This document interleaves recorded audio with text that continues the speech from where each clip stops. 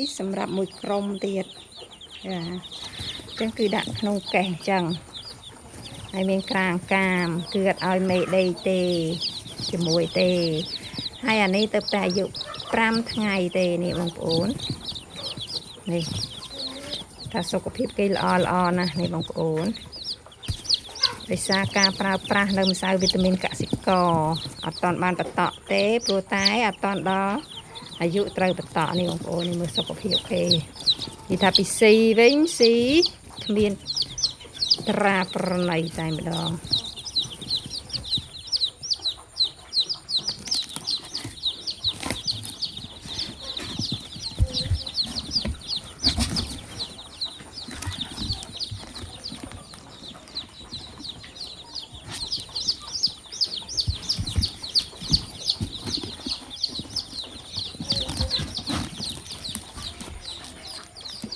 ទៅប្រហោងវាបន្តិចមកនេះប្រហោងវា